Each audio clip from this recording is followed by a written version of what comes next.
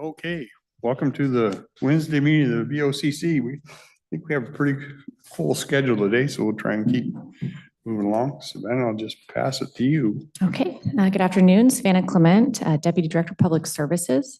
A few weeks back, maybe even a month or so, Millig came to present our final kind of cost estimation proposal to the board. And at that time, there was some direction given to Lauren with Millig to look into costs and a proposal for LED lighting upgrades at the Hall of Justice. So they've been putting in a lot of time and effort into coming up with, I think, a pretty good proposal for us today. And so I'm actually just going to pass it over to Lauren and let her run the show.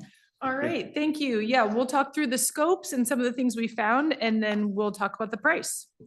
Okay, so we looked at, I'll just refresh everyone's memory that this building, built in 1974, has irregularly shaped atypical T-grid and ceiling tiles. 2x4 is typical. These are, I think, 24 by 60 inches. So replacing, there's a lot of broken tiles, there's a lot of stained tiles, there's a lot of mismatch and discoloration. The grid itself is, it really contributes to kind of a dingier look. And then the light fixtures that are there sit in these these extra long grid, and they have a spacer panel at each end. You also have ceiling diffusers for the HVAC system, grills that also fit into the irregularly shaped grid. So in order to, we explored a LED lighting upgrade, a LED retrofit of just replacing the lights and leaving the old fixtures and leaving the old tiles. We also included in the base project, just cleaning up the grid, taking the tiles down, painting them and painting the grid just to improve the appearance a little bit. We went back and we had a 2-day walk with a lighting contractor. We had ceiling contractors come through and did a lot of kind of design. So we'll tell you about what we found. So the lighting scope includes the basement, the first floor and the second floor, not touching the third floor. It's not used very much. They don't run very many lights. I think that the county can update lights in the small amount of square footage that's used up there. We would be putting in brand new fixtures in all areas that are getting new ceilings. There are a few places in the basement that have a hard lid or a different kind of ceiling that's not getting replaced. In those areas, we would just do a less expensive LED linear tube retrofit of the existing fixtures. And that lighting install includes all the material, labor, permits, disposal. If you have if you have certain kind of ballast, certain kind of fixtures, we have to recycle them and treat them properly. They can have mercury. Cleanup, 1-year workmanship. We would get a utility rebate, which includes filling out applications and having a walkthrough and that sort of thing. And the new fixtures would be properly seismically tied to the deck. Lighting controls was a topic of quite a bit of conversation. Current energy code requires something called luminaire level lighting controls, LLC. That involves having a little driver and a wireless communication device in every fixture, and I think there's 1,000 or so, and being able to control the lights kind of individually, which added significant additional cost to the project. We had, I think, 2 or 3 meetings with the code official to try to explain to them that we're already reducing the wattage of this building by like 60%. And this addition of these luminaire, showed some calculations that the addition of these luminaire level controls really isn't going to provide any more value for the county. And we were successful on the second or third attempt to get a variance to not do the luminaire level lighting controls. However, that said, we do this work all the time. If this was our building, we would still put in the wall switch occupancy sensors in small offices that turn those offices off. They're not very expensive. They're just a slight adder cost for a typical switch. And we would still do that, even though we did get a waiver. So that's something for you all to decide if you'd like to do that or not. The ceiling scope, again, addresses the basement, first and second floors, and that's all areas of the basement that have that atypical grid. So there's small square footage in the basement not included. It would be new T-grids, tiles, materials, demo, install, recycling of all those materials that are there. You can see in the picture on this slide that right next to that light fixture, you can see one of those HVAC, two of those HVAC diffusers. Those are the size of the atypical grid. So we have approximately 200 supply diffusers and 110 return diffusers that need to be replaced to fit into the new grid. So then those need to just be tied into the ductwork that's there, which is a material cost. It is a real pain of this project. We also, I skipped a bullet point here. We have to relocate and tie up all of the IT security, fire alarm, smoke detection, wires, controls wiring, everything that runs above the ceiling that has gone into that building over the last 50 years. When we take that grid out, we need to secure it all and tie it up to the deck, and then keep it connected during the construction period, and then secure it to the new ceiling when the new ceiling goes in. So each of your little smoke detectors, all of those things need to be cut in. And so we had to do a comprehensive kind of survey and count of all of that kind of thing, which is fairly substantial in this building, particularly with its use type. What's that? Tied down to the grid that's there now. A lot of it's just laying on top of the tiles that are there, or cut into them with a flanged, so it's just sitting on the tile but hanging through into the space if it's like the fire smoke detector and stuff. So and then we need to properly secure kind of all of the lights and all of the and the new ceilings, which will be a huge added benefit of this is the airplane cable with hooks. I mean, there's a different way that they secure this stuff now, and extra seismic reinforcement that they put in per seismic code that they did that you don't currently have in the 1955 or 1974 construction. Well, so we discovered another issue, and this did increase the project cost a little bit. What we discovered is that there are a lot of in the original construction, there were lots of open office areas that have been since infilled with walls and to make individual offices. The picture you're looking at shows how a wall is built and it's simply bolted into the ceiling grid. It is not braced or connected to the deck above. So these walls are sort of floating there, and the only stabilization that they have is that one bolt that bolts them into the ceiling grid. And what you're going to see on the next page and the next two pages are the first and the second floor, where the green walls are properly braced walls that are tied to the deck above. And every one of the red walls is a wall that was not original to the 1974 construction and is simply bolted into the existing T-grid, which is not ideal. It's That's not the a whole building. proper. It's the worst on the first floor. If you look at the second floor, there's only a handful on the second floor. But and most of the walls on the first floor are not tied to the deck. What was this, a warehouse in 74? It looks like it, don't it? Nobody lived there. They may have done it to save costs in construction. I mean, who knows? Because the first floor really doesn't make a whole lot of sense as to why that would be so open on that left side.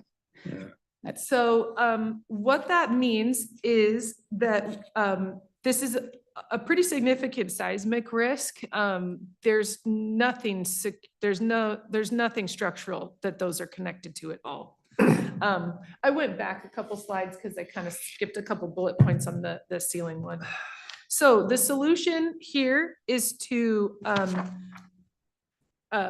use a 2x4. Actually, I don't know if it's for sure a 2x4. We have a detail of this, but a 45-degree angle, a bracing piece every like 4 to 6 feet along those walls to tie those walls to the actual decking.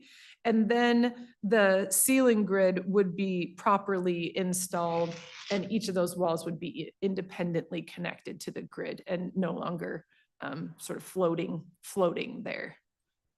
Oh, this is probably a little far-fetched, but if somebody were to trip and fall into one of those walls, it's likely that it could detach itself and fall over.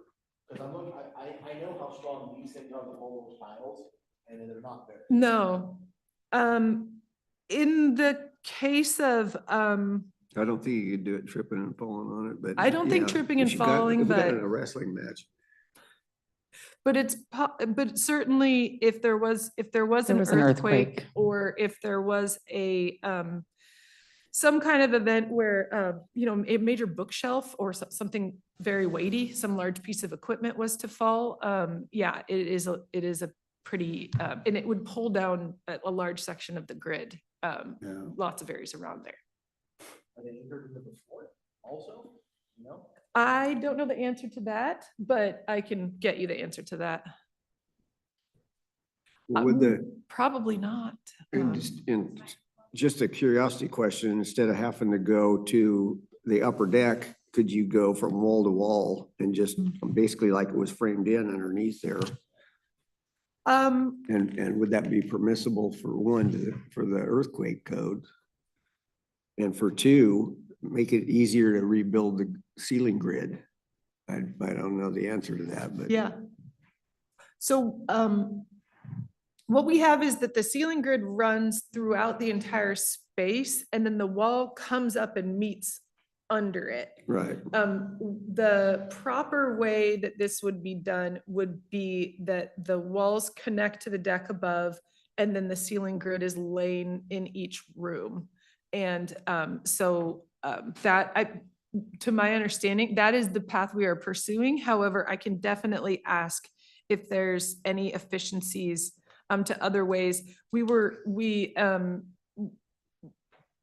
Our team has done a bit of work on this, and I think there's definitely I've seen architectural detail of how you should properly brace these. And so I could definitely ask some questions about alternate ways to brace Obviously, them. looking at that picture, the wall did not line up with the Right. center of the ceiling grid. Right, It's yeah. off center. So those tiles are gonna have to be different sizes to match in each room now, right? Yes, they'll also, the ceiling will drop down by an inch or two as well, so that the wall extends above it.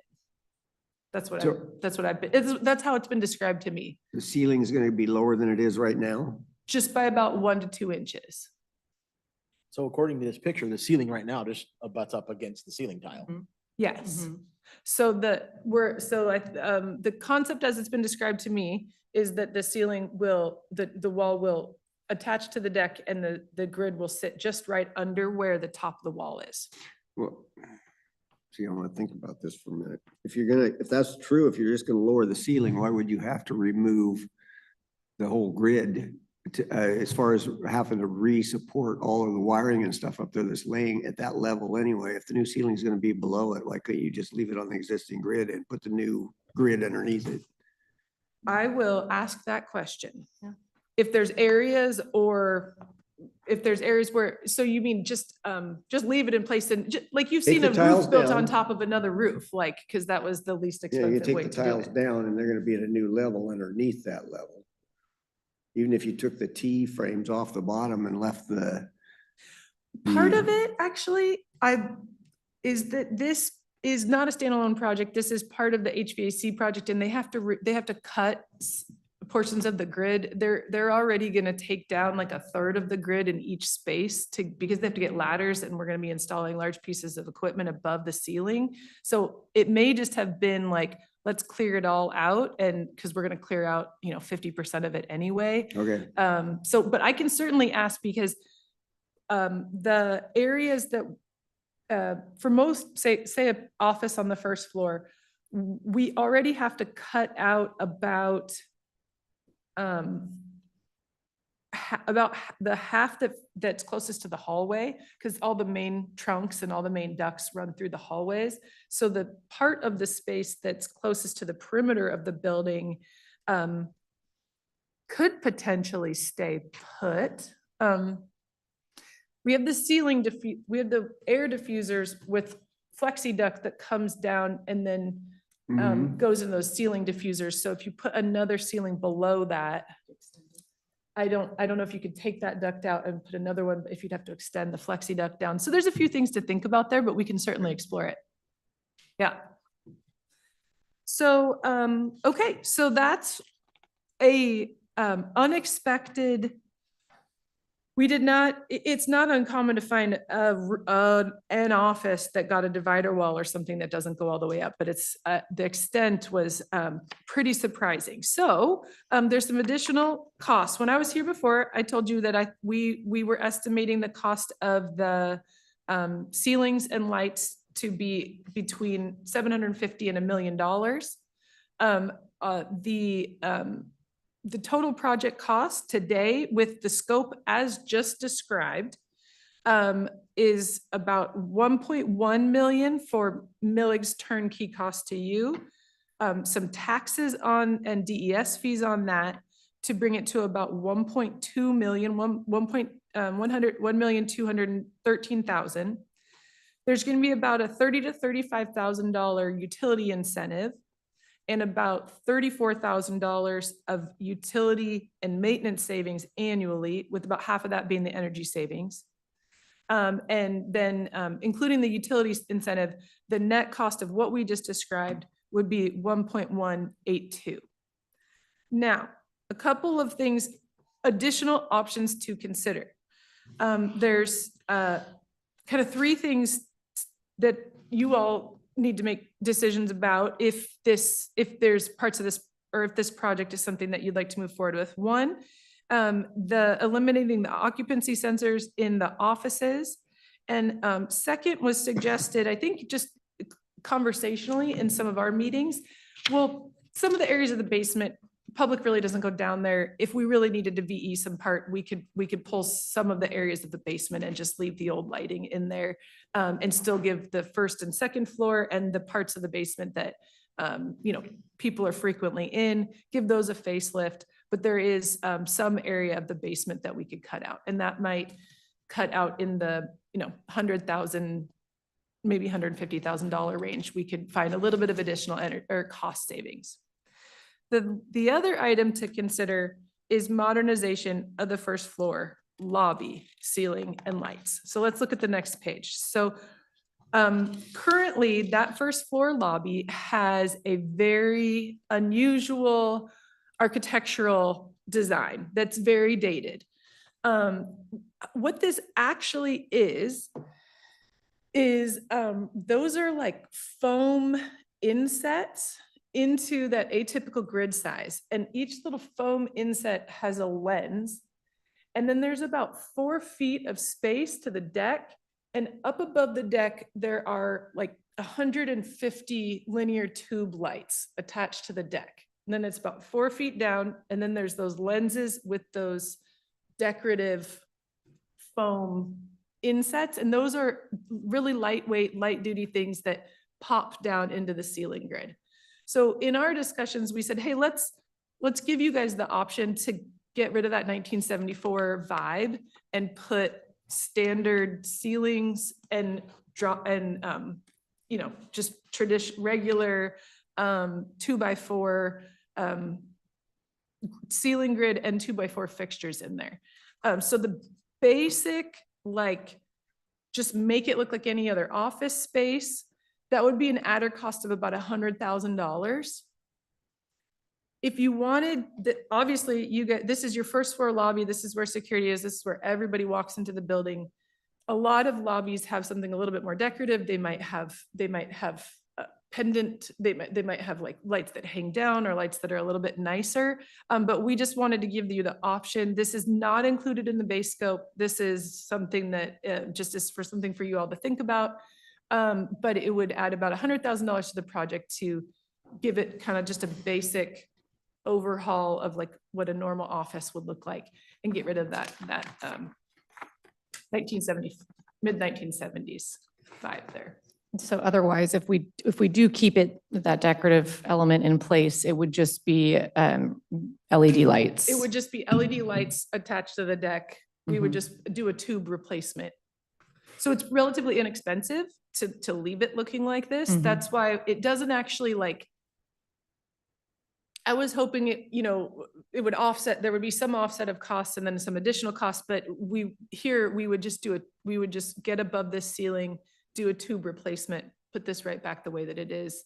And you would have about, 150 lights up there that have a huge foot candles above that ceiling. And then a small amount of that light filters down through and it kind of looks like skylights. So there's 150 lights in that and it's still not that bright. We're No. obviously losing light transferring through whatever that is. The Because if we had vast- 150 lights right on the wall, we'd probably need glasses to walk through there. Oh, yeah. If this had, imagine this has rows of back-to-back 2x4s, like 5 feet apart across this whole room. That's how many lights are up there. So we can reduce the number of light fixtures by half and then reduce their energy usage by another 60% and properly light that area better than it is now. So it adds a little bit of utility incentive, a little bit of energy cost savings, but it's an aesthetic, it's an aesthetic facelift. And then, like I said, a lot of lobbies, maybe you take it one step up, but we haven't explored that at all. But we could certainly look at more, a more decorative approach there, but. Take down the decoration, remove half the lights and leave it look like an unfinished barn. Well, that works for me.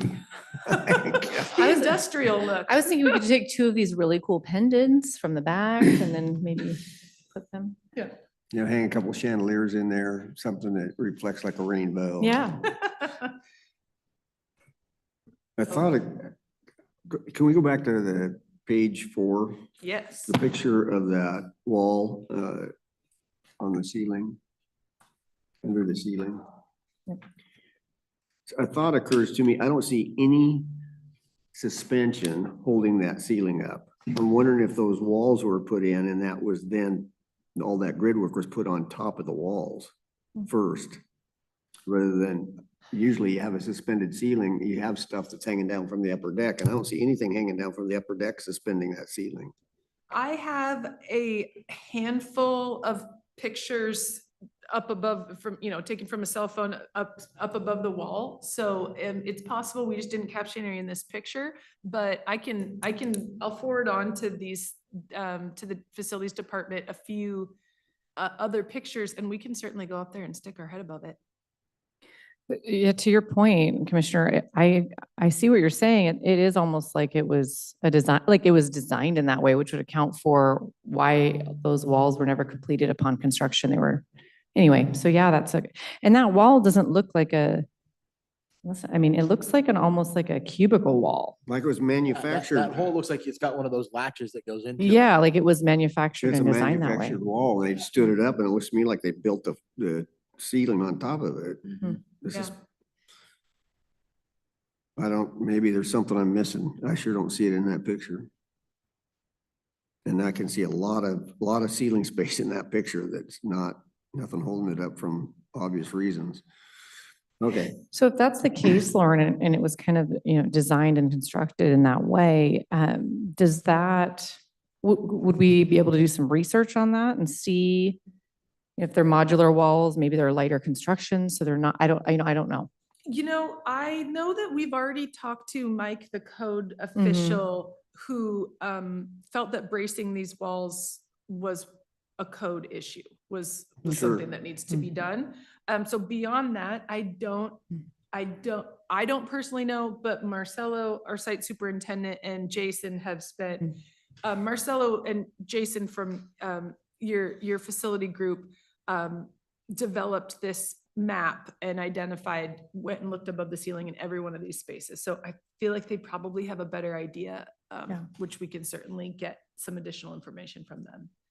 I think that's a good point because what if it was that way and now we're messing with the integrity of the structure itself, not knowing that, and we don't realize that until we start pulling it apart. Right. And if we don't touch it, we're still under the 1970s code, Yeah. right? So. Once you start to work Mhm. on it, it would seem to me in this day and age, if we know this is an issue and we're gonna do some work and we don't bring it up to code, that we probably sit on some liability exposure would be my guess. Mhm. Yeah, once we start taking it apart, we're in trouble. I think to this point, it's not just a lighting replacement. We're now opened up another couple of issues. So you've given us a lighting bid and then you're saying to shore these up so we got seismic value we That's should be right. at Mhm. is another 100, whatever that was. No, let's go back to the table. It's basically 1.2 million. That includes all the lighting, all the ceilings, and all the wall bracing. That's all included there. Oh. So yeah, that sounds takes like- care of the red That lines? takes care, yes, that's why this Oh, is okay. a little over $200,000 more than Mhm. what I told you it was gonna be a month ago. Okay. What it doesn't include is the upgrade in the look of the lobby. Doesn't Oh. include Correct. upgrading the look of The lobby was Was the adder. I got you, okay. So we'd thank have you. an upgraded facility, but our lobby would still be Brady Bunch. Yeah, that's right. That's a good- Currently, we're calling this the base scope. So the kind of bare minimum to get the building, the lights will be seismically properly braced and tied to the deck. The walls will be properly tied to the deck. The ceiling grid will be modern and proper. You'll be able to buy regular tiles for it and, everything. And then the sort of aesthetic and functional, it'll be better lit, and that is where security is. The lobby is the adder. What is it like? This is a question for you guys. What's it like when we have to work on those lights up there in the lobby? Is it labor intensive or is it easy to get to? Do you know? What do we have to go through for that? I don't know, if Mike, I do know that recently, Josh, one of our facilities maintenance techs was tasked with replacing a lot of those bulbs. And it was very time consuming. To what extent it looked like, I don't know. Yeah, it's Mike Moss, Public Services Director. When they opened up that grid to look in there, they were amazed by, I don't think staff knew how many lights or bulbs were in there and how many were actually burnt out at that time. I want to say maybe 2/3 were out. And so it did take quite a while because you got to take off each individual section. You just can't crawl in there and start changing them. So it was a lot of man hours. But he's changed the light bulb since 1974. Is that what you're saying? Nobody knew until he got in there looking at it. So, almost like think of your office, you have to take out the ceiling tile above you to go above that to get to change the bulb and then put that back in place and move to the next section and do it again and again and again at 100 Yeah. so many times. So it's 4 feet above Yes. that Yeah. foam decoration. How Correct. do you access it? You get a man lift in there or a ladder? I think it's ladder. I think we would, I think we have a lift Says what? estimated for the install, for a new install, because it's not just changing out a light bulb. You're gonna be up there for several hours per fixture or whatever. So in the original bid for the general scope of the whole project, the lobby is included just to replace the lights or are we To leaving it replace alone? just to do an LED tube and Retrofit. pop that LED tube into the fixture, the That's fixture it. So that's just already converting there. it from whatever it is to LED. Just converting it from fluorescent to LED. Every one of them or every other one? It's every one, although obviously input, the base scope that the lighting contractor would come in to do would say, I'm gonna take all the all the traditional inefficient lighting and replace it with LED lighting in the most cost-effective manner possible. So you wouldn't really have a light level improvement or an appearance improvement. It would just eliminate the LED tubes last about 5 times as long as a fluorescent tube. So it eliminates some maintenance cost, and we can take out the ballast, which is also another point of failure. We bypass the ballast with the LED tubes. They have an integral driver. So there's maintenance costs, savings, but other than that, it would look pretty much the same as it does now. One thing that I didn't notice before or bring up was the side lights in that, the current first floor lobby that has the 2 pictures side by side. There's a lot of side lighting, around the top perimeter. Yes, I believe that those, I'll have to check because I know that they did a walk in this building doesn't have that many can lights. It doesn't have, you see a lot of can lights in typical buildings. This building actually does not have almost any. And so almost, I looked at the spreadsheet, the line by line of where all the fixtures were going. And I think what those are I think those are linear fluorescent Yeah, ones on the side. So Mhm. those would be replaced just with by, LEDs. with LEDs, Just swap like them for out like. one for one. Okay. The default is to swap things out one for one with LEDs, and that's the least expensive way to do it. And unless we kind of get direction, otherwise, that's what we're doing. So They do have the color strip, color changing lighting strips. I'm kidding. that's right. And that'll be something that we can talk about Oh. closer to the time, but the county will need to decide what they want the color temperature to be, Mhm. a warmer or a bluer, a more yellow or a more blue. Daylight sunglasses. Mhm. Yeah. Yeah. So those are all options. I'd be curious to know what kind of maintenance has been going on in that lobby because a fluorescent tube loses 8 to 10% of its brilliance every year. So it will gradually get dimmer year after year after year till it's hardly working or goes out. LEDs will stay until they fail. So if we replace all of those with LEDs, especially with a daylight, a warmer or a brighter color, Yeah. then that'll light up Sunglasses. like daylight sun in there. Well, I'm usually of the persuasion if we're gonna make this right, that you don't find a more cost-effective time than the present. It doesn't seem if you wait that it's gonna get cheaper. Yeah. So I would be, and I think I'd lean the same way on this. If we're doing the other, let's take care of it. Yeah, I agree. Especially if we're already taking it apart anyway. Yeah. Mhm. And so just to clarify, does that also include that first floor lobby addition change? The seismic and the addition? Okay. Yeah. Okay. I Yeah. think so. Okay. So we have final kind of hard bids on everything. Now it's just putting the documentation together, putting it in a formal proposal, the So we'll same come back. process. Mhm. So there'll be an actual down to the dollar to approve. And we've been talking, so we're under contract for the other project. We are talking with DES, but the most effective way to do this will probably, because we haven't actually started construction yet, we're leaning towards amending the original proposal Mhm. to include this amount instead of a change order, because it's not really a change order on the scope that we already started. It's really changing the Prior contract, to. which was always kind of how it was envisioned to be in the And- first place. So anyway, they're just details, but we'll get you a We'll be back with a Hard harder proposal. proposal. But with that, just a contingency. So will that be changing that contingency price as well, on the total The proposal? number we that talked- you see here includes a 3% contingency. We have a 5% contingency on the Larger. HVAC project that's very complicated and we're gonna get into walls and all kinds of stuff. This is a more knowable scope with less foreseen. So this already includes a 3% Okay. owner's held contingency, money we have to ask you for and you have to approve us to access of 3% already in here. And plus we Addie, do go ahead, more, Mike.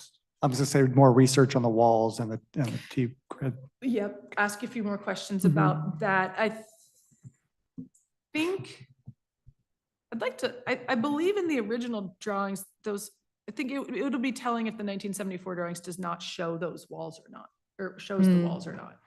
And if we have a drawing set where they show up and how long after that was, that'll help us figure out. I believe I noticed that it said that if we do the lighting, it's gonna add a month to the project. That's right. That is one thing I had to talk about. So the construction in the facility will happen in about 8 zones. So we will move through the building and each zone will be started and completed, and the new HVAC system for that will be started up. So the existing building's HVAC system will continue to operate. We'll build zone by zone, we'll build a new HVAC system for this pod in parallel to the existing system. And then we'll shut off the old system to that area and we'll start up the new system to that area, move people into it, move on to the next pod. So each of those zones, adding the ceilings and lights will add a few days to each of those zones. And so over the course of making it through all 8 zones, it'll add about a month to duration. Now, not to speak on something that's very new, but we've been having some creative discussions about potentially looking at some different places to hotel folks. And we're working on some plans to potentially compress the construction a little bit. So if we can be successful at some of the newer conversations we've been starting to have about a new space that's available, we might be able to offset that a little bit and it would be a wash, and that would be great. Everybody would like Shorter. like us to get out of their building as soon as we can. So that's where it is. There'll be another set, the ceiling contractor would have already been there, but a lighting contractor, there'll be another set of contractors, another set of ladders, and a little bit more extensive work. They'll add a few days duration onto each zone. Okay. Does adding the lighting project, do we trigger like a banding discount now Which for kind the of overall discount? cost? Oh, it crosses, yeah. Yeah. I mean, there sort of is, because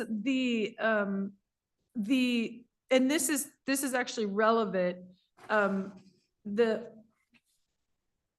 site superintendent cost, we have one site superintendent from the first day of construction to the end, and 2 site superintendents assigned during the construction of the occupied spaces, which is a couple months, a shorter duration on either end, is when we're really going to have multiple contractors going in multiple zones. We're gonna have 2 site superintendents. So you're not paying for any more site superintendent with this project. The site superintendent that's already on site is gonna manage this. The only thing you're paying for on site superintendent is the 1 additional month of construction duration. So it is a discount compared to if you were just gonna do it as a standalone project and you needed, a site superintendent on site for 3 months to get this done. But that's somewhere where the site superintendent's hours are actually logged on his timesheet, and he's paid for on an hourly rate per actual hour spent. So if we are able to reduce the construction duration by something we discover over the next month, that you would get that money back off of the guaranteed maximum price, because all of those hours have to be substantiated, reviewed and approved by your project manager at DES. Do I recollect the new HVACs are going on the roof? Is that where they're going? There are, I believe, like 6 condensing units going on the roof. Those are the outdoor heat rejection units. I believe there's 2 going in the parking lot for the basement zones. And there's also a large rooftop unit that'll go where the current cooling tower is placed. That cooling tower is very heavy. It's like 20,000 pounds. We're coming back with almost the same size of a rooftop unit. It's going to go right there.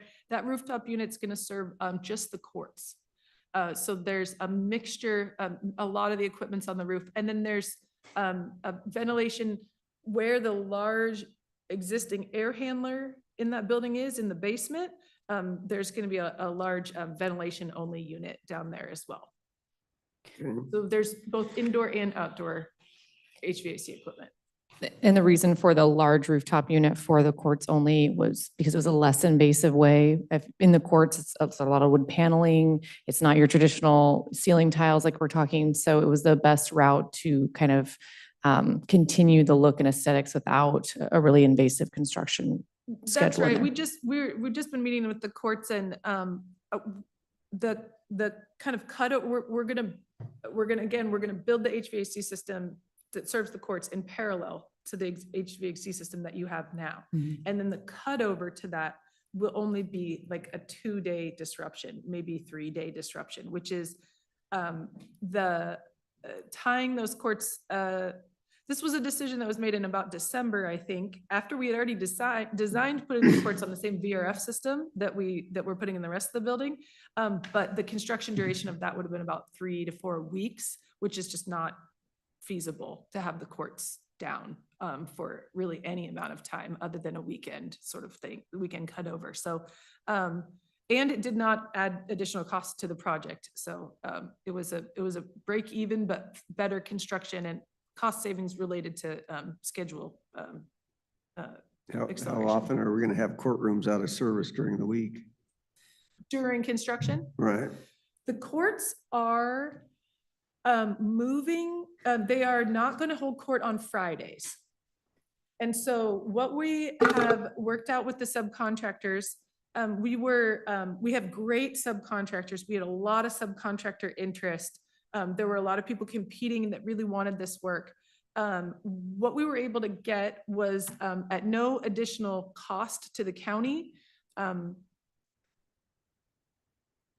Wednesday, Thursday, Friday, Saturday, 410s. So we will be doing all day, 10 hours on Saturday, with the building empty on Sunday to spill over into if there's ever some sort of issue or something to clean up. No court on Friday, so 10 hours on Friday. And then on Wednesday and Thursday, the construction crews need to work around court. So they're going to start at 5 a.m. and go till about 9 and have kind of free reign of the building before people really get there and it's open to the public. And then they'll be quiet hours for the court hours. And that's all stuff we're working very closely. You saw us walking around today.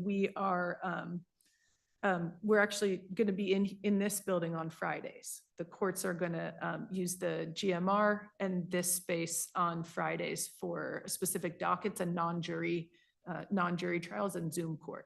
Yeah, so technically there will be court 5 days a week, just not court on Fridays at the hall. And they're also maximizing the juvie and jail Mhm. courts that For in they're custody. moving as many as possible trials to the jail and juvie courts on Fridays as well. So they're going to have the same number of hours per week of court.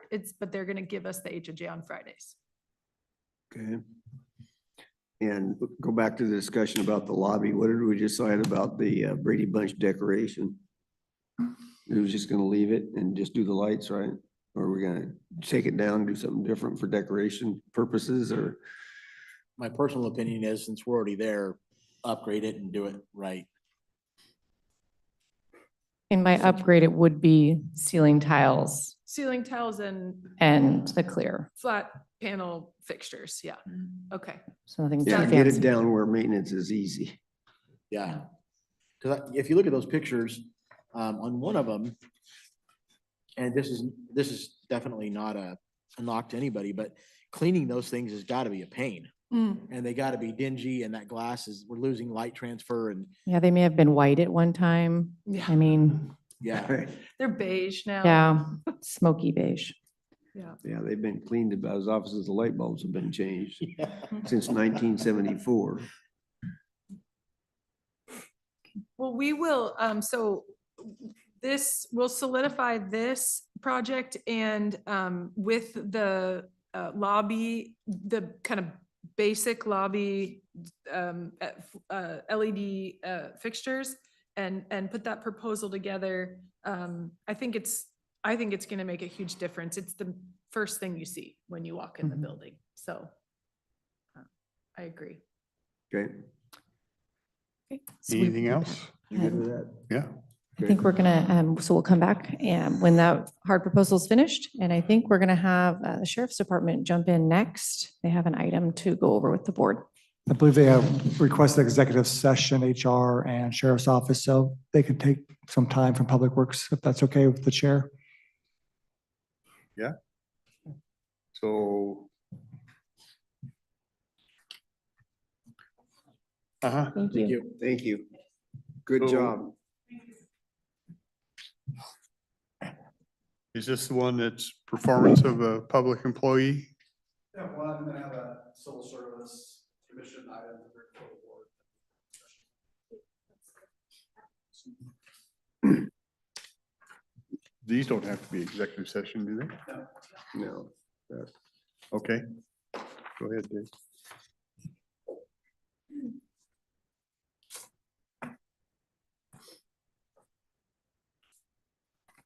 Dave Handy with the Cowlitz County Sheriff's Office. So the Sheriff's Office, our hiring for deputies and office staff is governed by a local civil service commission. And it's not a body that's familiar to everybody, but so I'll just gonna kind of recap what they do. So civil service has existed in Washington State in one form or another for about the last 100 years. It was created to do away with the spoil system, or basically like to cronyism, where a political entity that won an election would come in, fire all the police officers or deputies and hire their own people. So Civil Service Commission oversees our hiring, the integrity of the process, and fairness and promotion. The Sheriff's Office Civil Service in Washington State is subject to RCW 41.14, which is slightly different than the service or the City Civil Service Commission. Generally, it's the same process, but it's unique to the Sheriff's Office based on that RCW. The Cowlitz County Sheriff's Civil Service Commission is made up of 3 commissioners who all are all volunteers. They're subject to a 6-year term. There's one secretary examiner who is the sole employee of the Civil Service Commission. The Civil Service Commission's budget is separate from the Sheriff's Office. And the examiner paid position is very part-time, maybe 8 to 10 hours a month, if that. The Civil Service Commission can also oversee matters of discipline. There's a mechanism in there where if an employee appeals a disciplinary act, one route they could take is go to the Civil Service Commission. But with the collective bargaining agreements and everything like that, the Civil Service Commission does that very infrequently. The current commission consists of Richard Walmsley, he's the chairman, he's a retired Air Force colonel. Steve McWilliams is a former Sheriff's Office Reserve deputy and retired Waco's Wood Security Officer. And Denny Parkhill is retired Sheriff's Office Sergeant. Those folks have all served for several years. The reason I'm before you today is that Denny Parkhill and Steve McWilliams want to step down. So we have 2 applicants that have come forth and submitted applications through the board. And those folks are both retired from the Sheriff's Office.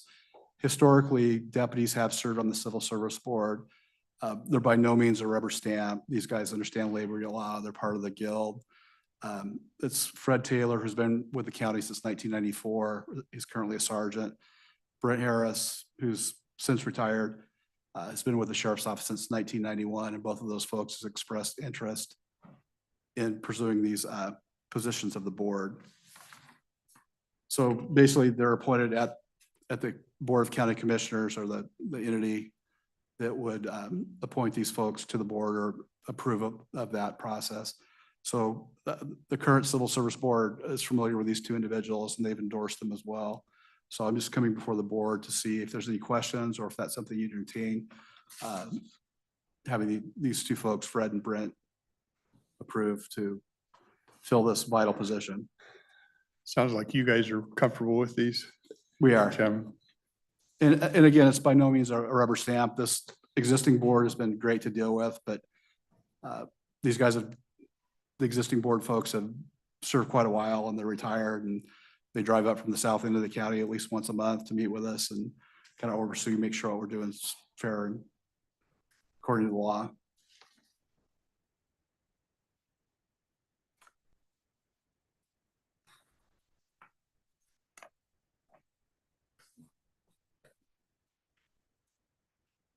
Any questions, concerns on their recommendation?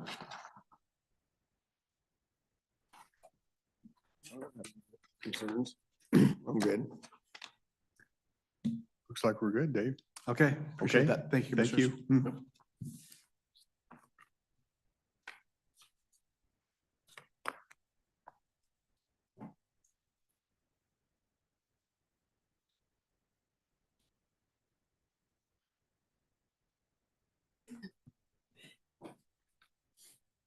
Hello, Jessica Warren, Human Resources. Dave also had a request for an executive session under performance of a public employee. And how long? Less than 10 minutes, I would Less than believe. 10 minutes. And then I know the board had another item under performance of a public employee, if you wanted to do those at the same time or wait until later.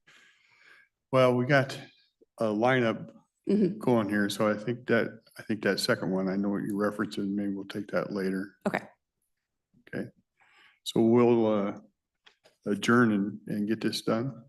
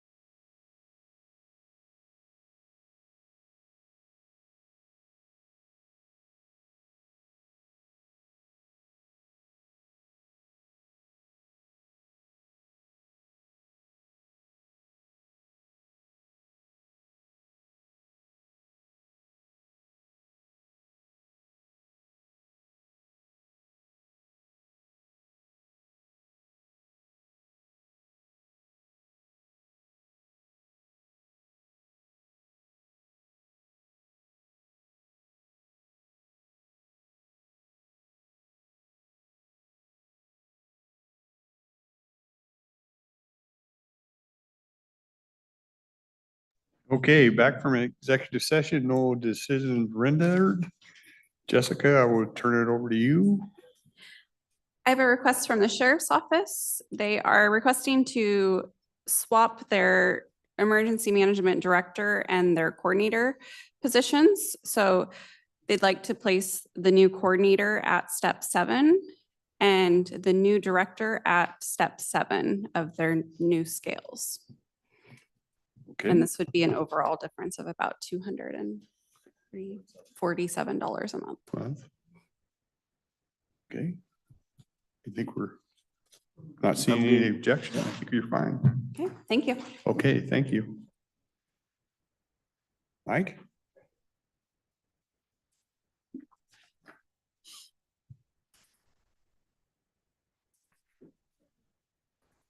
See how fast you can talk? Mike Moss, Public Services Director. We'll go ahead and not do the last 2 items on the agenda, but we will talk about the solid waste agreement. The other 2 items, road striping program and admin roof, we'll talk about those on Monday. We'll come over. We're okay with that? Yeah, You're it's okay with no- that? Nothing Okay. time sensitive. As you know, we've been working with agreement with NORPAC for a little bit for their disposing of their waste at the headquarters landfill. What you have in front of you is a agreement that has been signed by NORPAC. Sean's here to go over a few of the highlighted areas that might be of interest to you. Our recommendation is that the board signs this today, if you agree to these terms, and then put it on the agenda next Tuesday or the Tuesday after. Sean Rowe, Public Works. Just some highlights on this agreement here. It is a 4-year agreement with a 2-year adder on it. It allows up to 200,000 tons to be delivered to the landfill with price breaks at 120,000 tons annually. CPI is 100% annual with a 1.5% minimum. And it's It's 1.5% minimum and 100% annually of the CPI with a 1.5% minimum on it. okay. And like we said, it allows up to 200,000 tons annually with 150,000 minimum.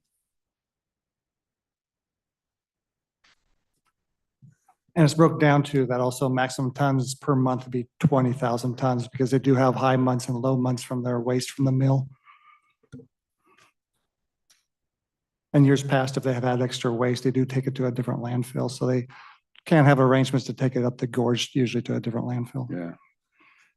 And NORPAC has signed and agreed to this, and we're on pretty much par with the other industries we have down there, right? Yeah, they signed yesterday and sent it over. Okay. So effective date was yesterday for their side.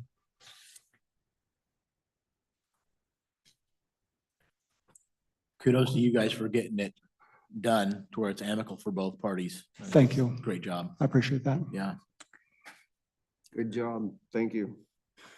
We will get it signed and done for you. Thank you. Yeah, Okay. go ahead. I appreciate that. You got it right there. Oh, Anyone? yeah, good idea. Go ahead. Mr. Chairman, I make a motion to accept the solid waste disposal agreement as presented. Okay, we have a motion to accept the solid waste disposal agreement with NORPAC as presented. Any questions, comments? Okay, seeing none, we'll call for a vote. Those in favor? Aye. Approved. Thank you, commissioners. Thank you guys. Thank you.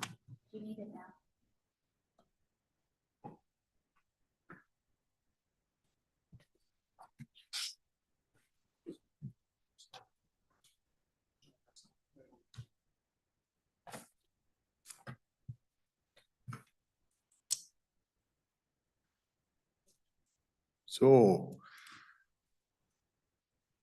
Larry, while you're moving up there, let me ask my colleagues here real quick, because I think we did a function yesterday where we added like a workshop item to our public meeting on Tuesday, and it seemed to go really well. And I think we felt that that was worth doing again. Are we in agree with that? I think so. I was kind of thinking at least with the agencies, like when we have ecology and wildlife and them in? Yeah. Okay. So I'll ask clerk to try and move those upcoming meetings maybe to a Tuesday. Sure. Okay. Okay, Mr. Wood, we'll turn it over to you. My name is Larry Wood. I'm really excited to get to talk for a little bit. I submitted a PowerPoint I put together when this idea originated, and I updated a little bit. It's not that this is the way that it has to be. I also wanted to notify the commissioners that my architect, who I've worked with conceptualizing tiny house plans, was able to come. So I know that we're not going to take a long time here, but I do have Dave Bertel, and he's done a lot of work for me, and I'm super happy with him, and he even brought his team. So maybe he could step Does over he, there. does he want to take one of the seats Yeah, there with the yeah, microphone? that'd be great. More than welcome to. Right. So I'll just go through this real quick, and I would really welcome you to ask any questions. I just revised this from a few years ago, but I think it provides a background of who I am and what I've done, which I think is credible, because if I'm not credible, then this is kind of a incredible idea, you know, and you guys are, I think, potentially getting a lot, but it's also, you know, there's risk because it's not been done. And so I think it's a good idea, but we'll just maybe go through the slides. I'll comment. I won't read everything probably, but let's go ahead and go through. I'm just reflected here that the Cowlitz County Housing Plan encourages creative new ideas. And so I think people could go back to that. But what's interesting is this idea is not permitted the way that I would hope that it would be done anywhere in the state of Washington. I've not seen what I hope that we can do. And it's interesting that, as you know, the city of Longview has new staff under new leadership. And I worked really hard to try to get in and influence. They don't really have a tiny home ordinance, but they did come up with, I think they call it a cottage home or something like that. I worked really diligently to get in. And when I spoke with Nick Little, the new community public works, well, it's not public works, he's community development director. He said, Larry, that's great that, you know, you're talking to the county about doing a tiny home project. You know, we love public input. I go, well, the old regime didn't, because I tried as hard as I could. I'm neighbors with the head of the planning commission, and they kicked me out and wouldn't let me comment, and I don't love what they came up with. And so, but it's a step in the right direction, but I just want to say that. But I think that the new leadership was mortified that a very active developer was not allowed to even comment. And so I think they're willing to revise it, and I'm sure the council would do what's best for the community. Next.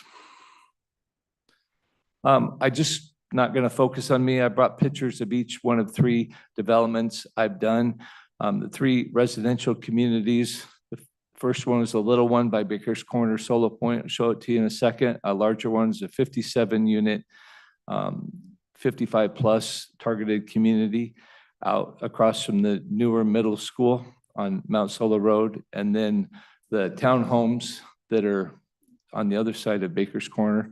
I developed quite a large storage on 38th Avenue after buying the first 20% of it, and then I've expanded it 4 times.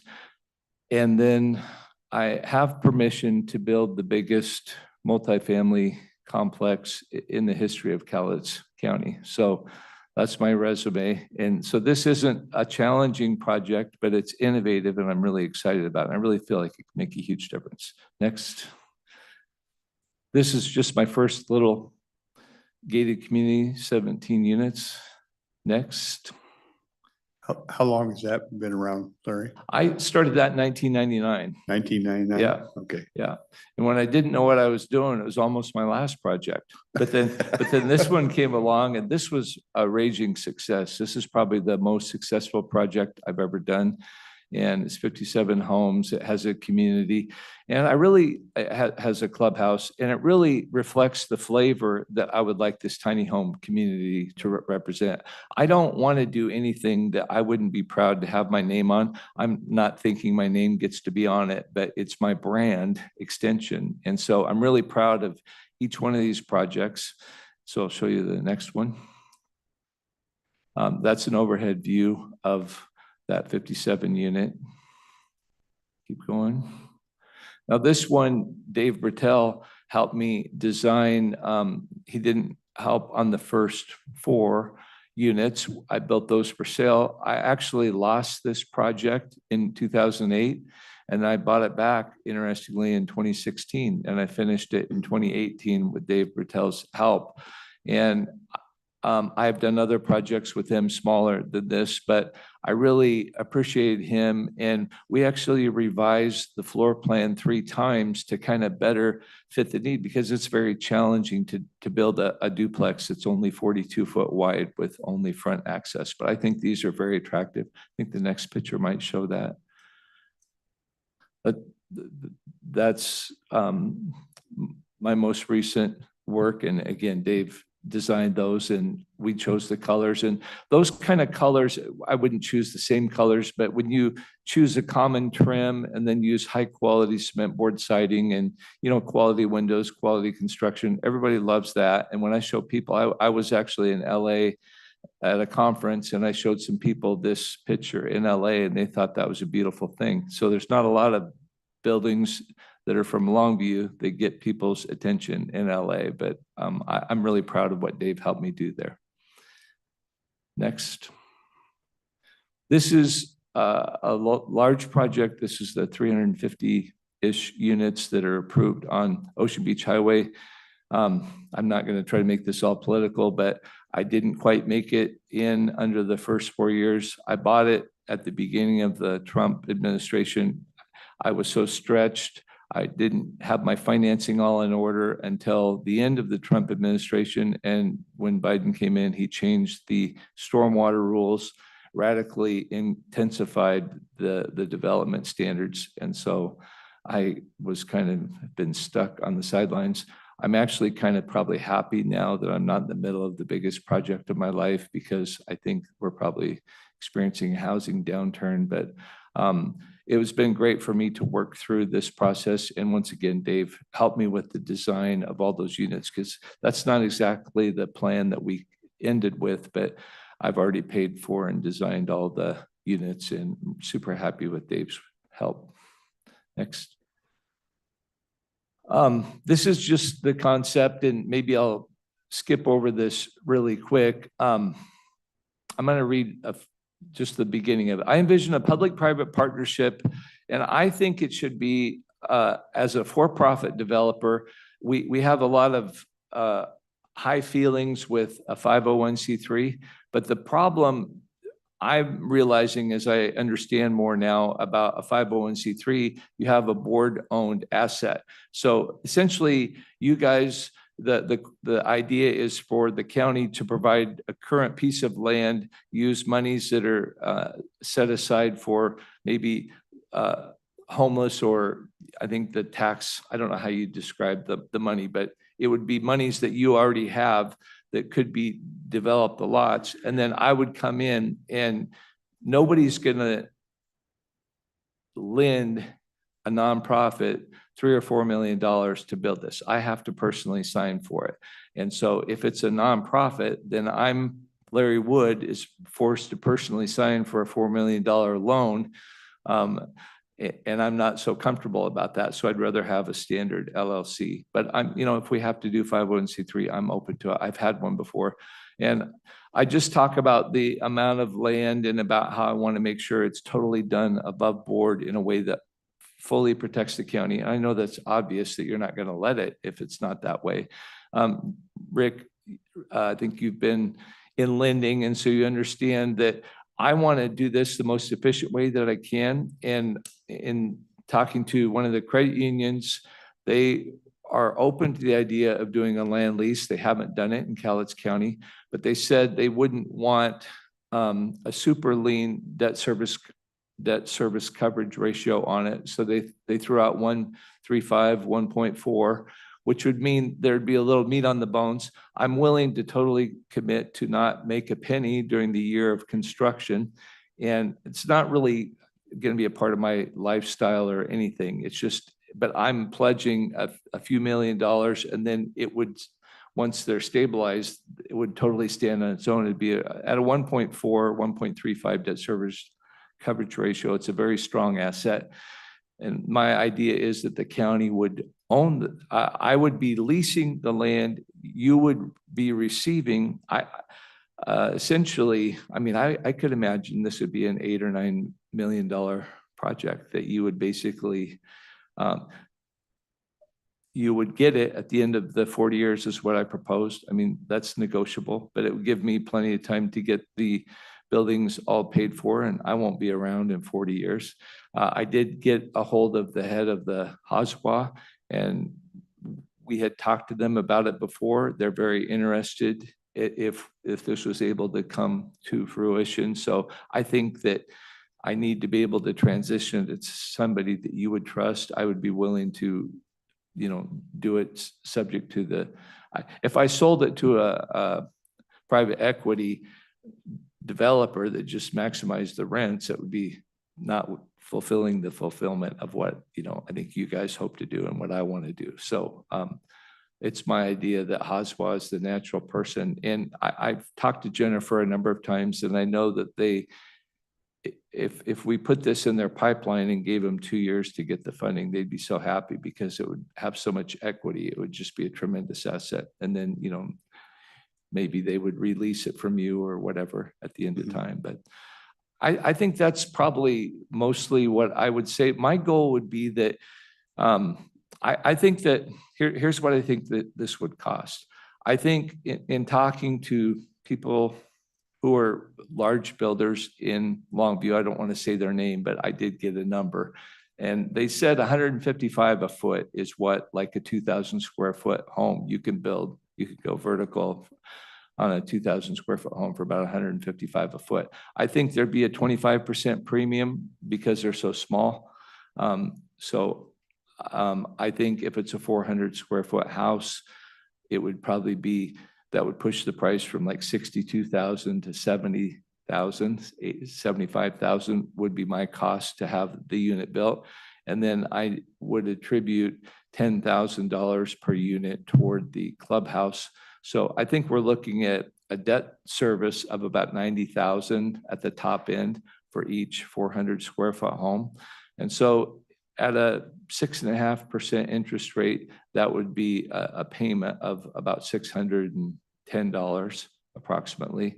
And so if you back in the debt service coverage ratio, it should put it well in the middle of the 700s, would be a very realistic rent, which there would be hundreds of people in Longview that would love to rent in a new community for just the 700s.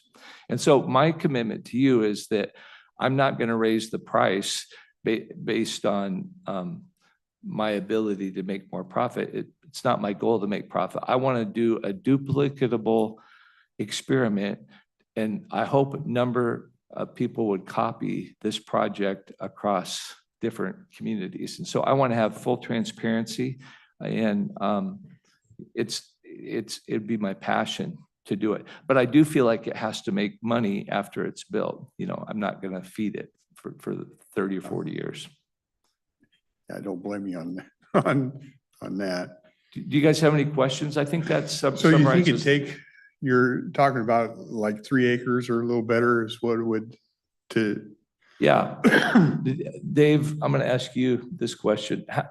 We had talked about a density of 10 units per acre. You know, and that depends on the fire marshal and, you know, interpretation of things. But do you think that of the smaller homes we could also do a duplex?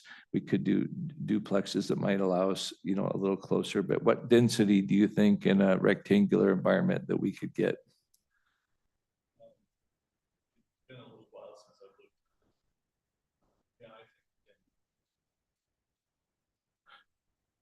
He doesn't want to stack them, and I don't want to stack them like, I don't want it to look like Hope Yeah. city, right? Just a bunch of boxes. I mean, it's got to have some, So if you're 3+ acres, a little over 3+ acres, you're probably talking about roughly 30 living units. right, Plus a centralized clubhouse right, type thing. right.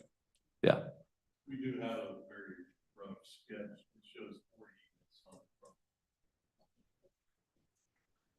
Yeah, I guess. Do you there's have, another if you have picture. a button over there, so the green light show, there you go. front. Is it on now? Yeah, Okay, thank sorry. you. Thank you. I was just saying that we do have a kind of a little sketch showing a layout. I don't know, is that part of your presentation, Larry? It is, I forgot about it. It might be the last, it's the green image. How do you, because I've heard this from others, how do you, and you probably do it with your current units, and you can never be 100% sure, but how do you what do you put in place that says that these things aren't going to be slum units, for lack of a better Well, word? Well, I have I think a passionate answer for that. I'm not going to build crap. I'm going to critique the poor neighborhood of Longview historically is the Highlands, and developers have different standards traditionally. I get the good fortune of living in a house that Dave designed up on top of City View. And I'm going to use the same cement board siding, the same high caliber roofing, and I'm not putting in T111. And I'm not saying anything against somebody who lives in a T111 house, but that's the most affordable way to build.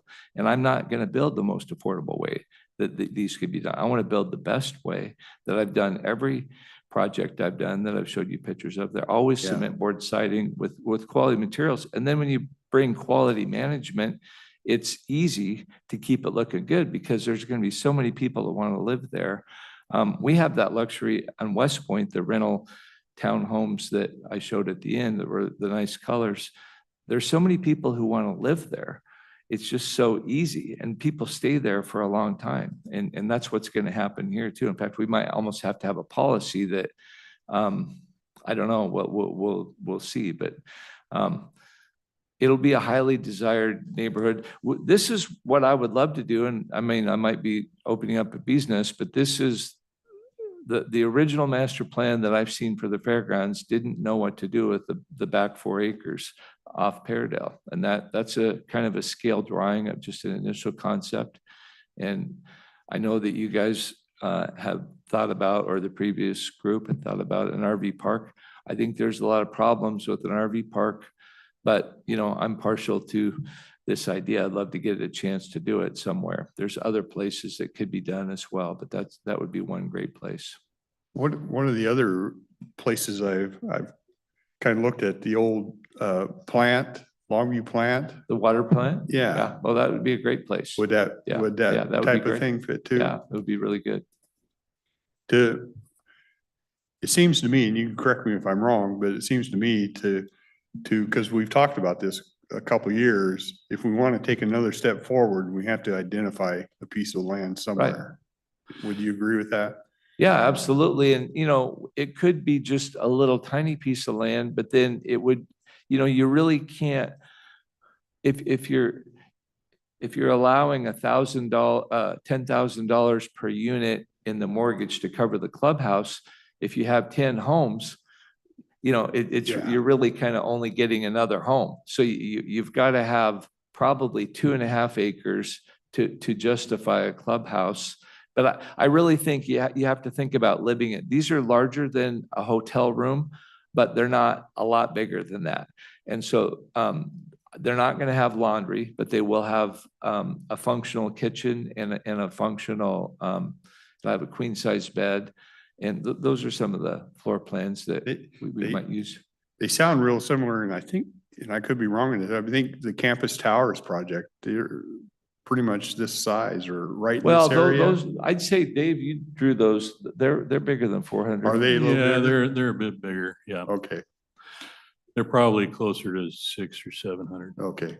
But 400 square feet is really small, but it's really doable for somebody who's bootstrapping, and I mean, they just want a chance. These are the most underserved people housing wise across our state. Absolutely. There's nothing new that you could show me that is permanent, that is under $800 a month for rent. It's just impossible. This is like the only way I can think of doing it. And you could go smaller than 400 square feet, but then it's like, why? I think this is the sweet spot. People can come up with that much money. They can work a minimum wage job and very easily afford $750 a month. And this, either one of those locations are close enough people could walk.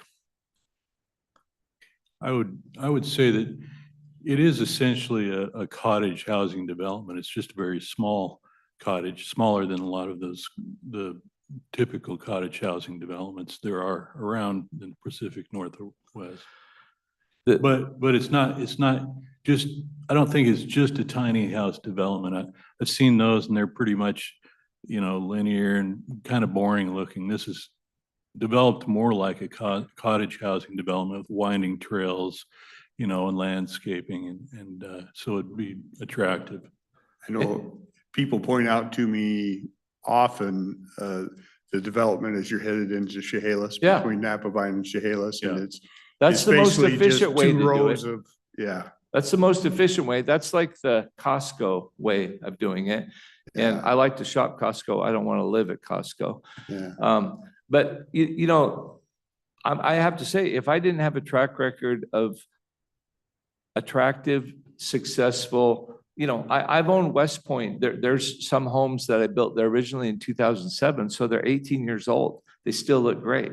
I have painted them and I've put a new roof on them, but this is going to be a great looking project that I think would be a cutting edge idea that people in Washington would come to. I guarantee if I get to do this in Longview, Kelso, I would definitely use the convention center and start a tiny home convention, because there is no example of this level that's in our state. I mean, Oregon's got a few, but we don't have any that I know of. Larry, I got to tell you, thank you for coming and talking to us about this. And I'm grateful that you have the willingness and the creativity to come up with this kind of stuff, because I think it's people like you that are going to help us solve the problems that we face as a society with regards to, in this case, housing. A couple of things that I would contend with you, though. The quality of the house, to the chair's question about the slumlord, I think that the quality of the house is a moot point. And I think a better, it's a price point for people. I think the $700 is what's going to be attractive to people, not the look of the housing, because you can go to the neighborhoods that you talked about and the rent in those places is $1,700. Right. So Yeah. I think the price point is more of what is going to be attractive to people as opposed to the siding. Okay. That's my personal opinion on that. The other thing is there's people in the crowd who haven't had the opportunity to listen to your plan in its fullness. So Right. could you clarify exactly what it is that you want from the county and what that relationship looks like? Yeah. What it is that you need from us in order to proceed. Because one of the questions that I have, well, go ahead and do that first. Well, what I envision is a municipality that has a piece of raw developable land with all utilities available. But every municipality has excess land. They don't necessarily want to sell it, so they're just sitting on it. And we've described two pieces that would work very well. Both I think are in the jurisdiction of Longview. And then you guys have that, is it 0.1% of the sales tax that has gone towards, I would kind of think of it as like housing homeless funds. What I don't know what it was attributed for, but I think there's a couple $1 million in there. I think that what I would hope, and I talked to Jim Walsh, and here's the creative idea. Jim Walsh got a legal opinion. I said, Jim, and I don't know if you guys know this, but I think you do. One of the biggest hurdles to overcome with affordable housing is prevailing wage. And so underground people essentially get close to prevailing wage. So it's not a big deal to pay prevailing wage for underground. But I asked Jim for a legal definition, and he gave me an official legal definition from Olympia that if you use prevailing wage underground, you're not required to use prevailing wage above ground. And so I'll be able to go in with production residential builders and essentially normal subcontractors. I've built over 25 homes a year. So I've built millions of dollars worth of homes a year, but I wasn't sophisticated enough to have the accounting and everything to be a prevailing wage contractor. That's a pretty elite group of people that really specialize in that. And so what I'm targeting would allow ordinary companies like New Rock or whatever to, which I think parallel the size of my company, and they could assist in building these.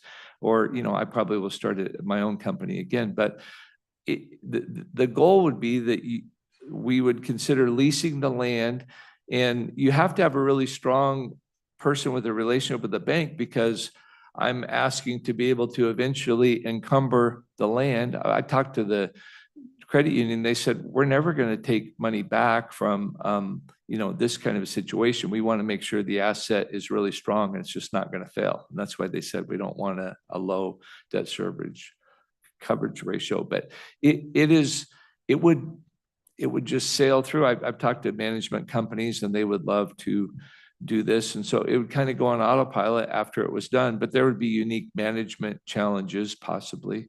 But I just envision, I'm thinking $1 a year to rent it, and then you get the whole thing back at the end of the time frame. And I think about you guys. You have a hard thing. You're leasing a very valuable piece of land along with a few $100,000 worth of improvement, and you're leasing that for $1 a year. Yeah, but we're going to get back $9 million worth of homes. And we're going to own it free and clear at the end of that time. And you could choose to do with it whatever you wanted. I think it'd be totally reasonable just to have a property manager hired for the county. You need to make, good money once it's paid for. So that kind of, is that summarized good enough, the response? Yeah, I was mainly wanting it for clarification purposes for the public. So I understood that, from our previous conversations.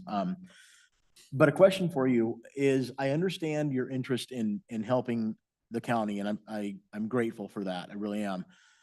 But why, as a for-profit, why wouldn't you just, like, say, for example, come to the county and say, hey, you guys have parcels of property that have been repossessed due to tax reasons that you could go in and buy for the back taxes, and then you have the dirt itself. Is the purpose of this program making it so that the county receives this income back, as opposed to you acquiring land, on the cheap? No, that's a great question. The most dangerous thing for a developer is to have the time in the state of Washington between the time you tie up the land and the time you're able to go vertical.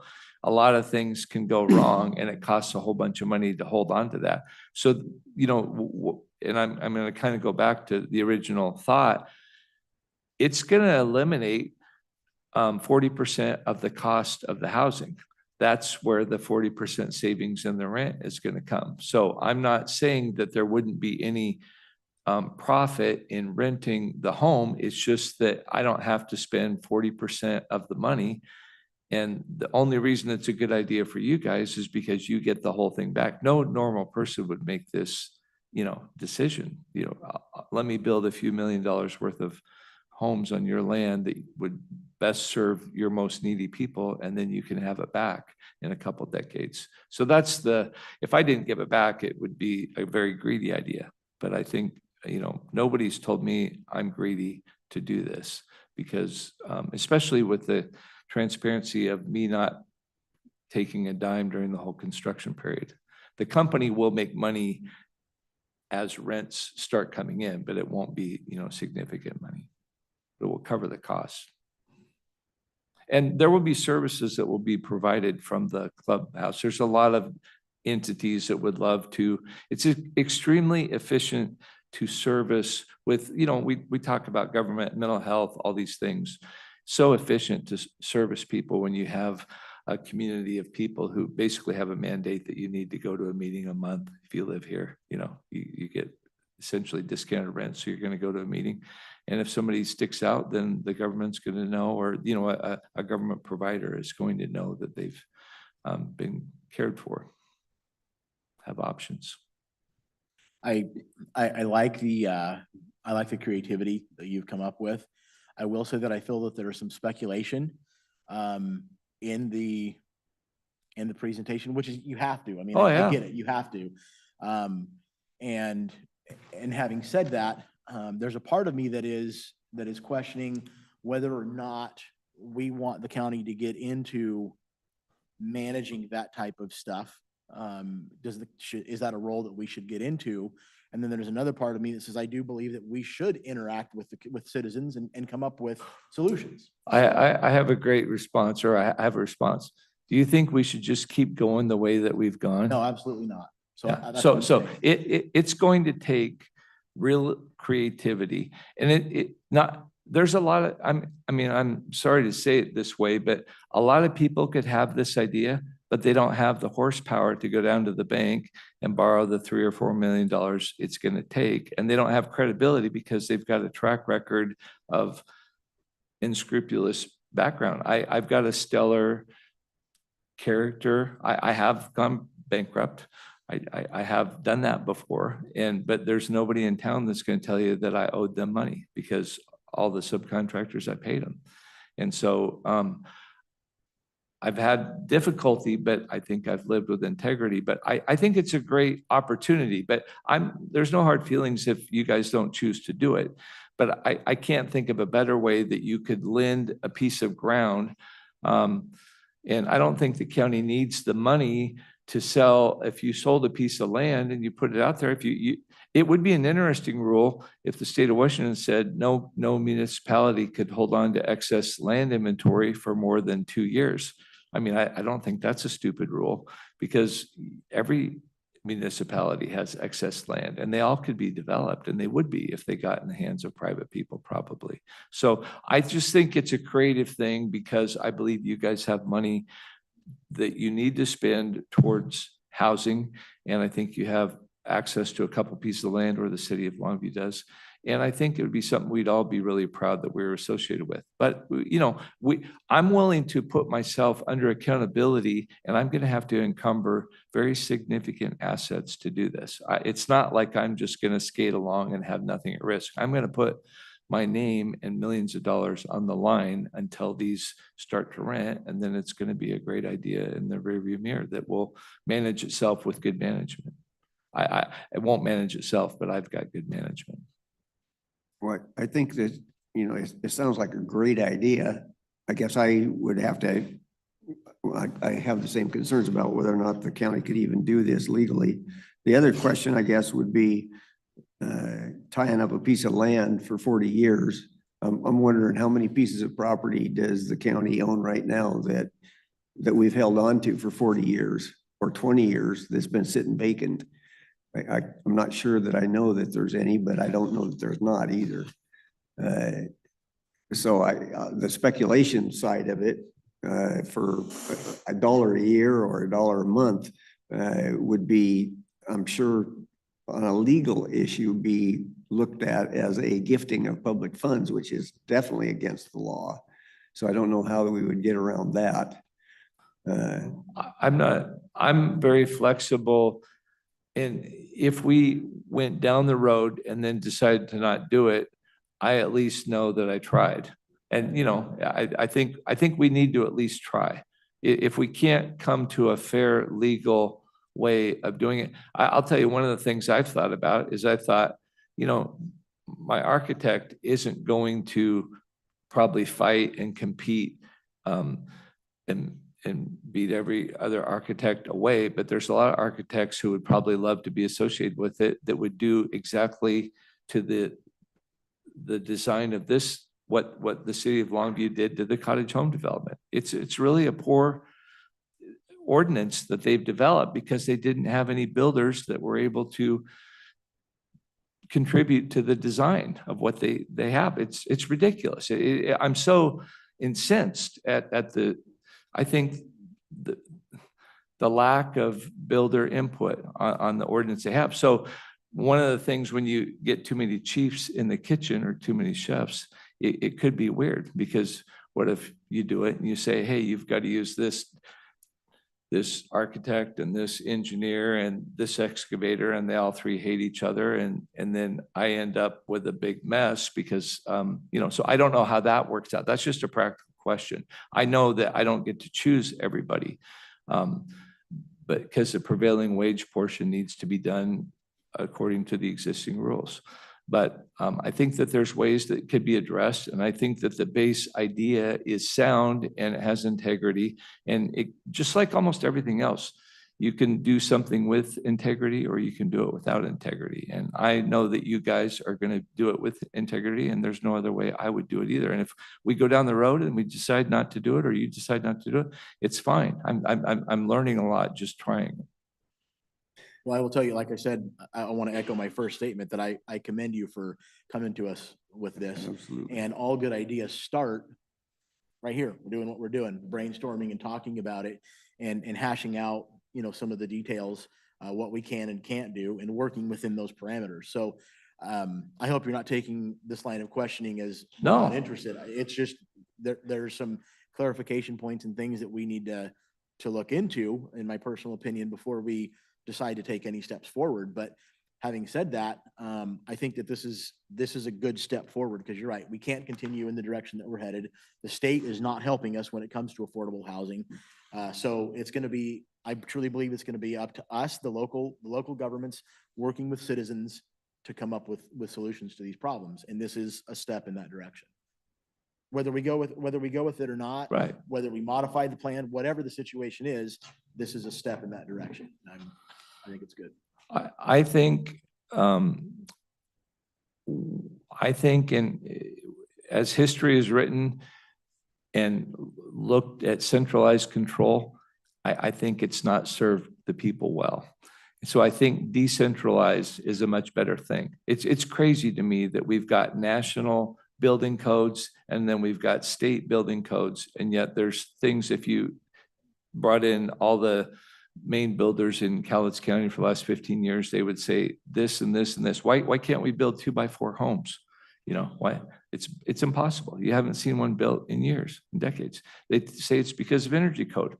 I would love to be able to build two homes that are identical, one with 2x4 and one with 2x6, and do a scientific experiment to see if that energy code really does make a big difference. I don't know if it makes any difference.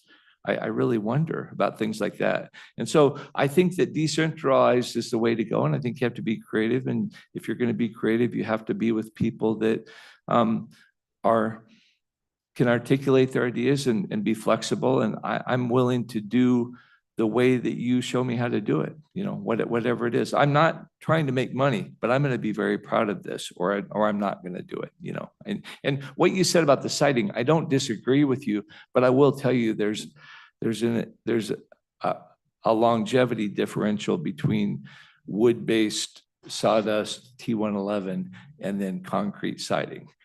If a kid throws a baseball against concrete siding, he can break it, and he probably won't break the T111. But other than that, the weather is not going to affect concrete siding. So I'm a huge fan of it after using it for the last 25 years. So thank you so much. Dave, do you have any other thoughts or whatever? No, I think it's a good idea. And I'd be happy to help out with it. Dave did help me design a couple townhomes that I probably could move ahead with a little lot I've got on Hudson and Longview, and I probably need to do that in 2026 just to show what they could look like. But I hope that we can have further conversations. Thanks for allowing this meeting. Yeah, appreciate it, Larry. Thank you for coming by. Thank you. Bye. I heard some basic questions, which I think is legitimate. I'll try and find some answers, or we can report it so we at least know them. Yeah. Okay. We're running. Flo, let's just not drag. We're running pretty late today. There's no decisions going to be made on this today. If you have a comment on it, you're welcome to make it. Okay.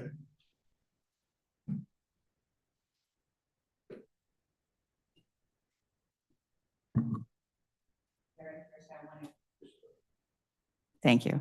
Larry, first I want to say I appreciate your heart that you want to build for the people that need this, the lower income, I really do. But I have had extensive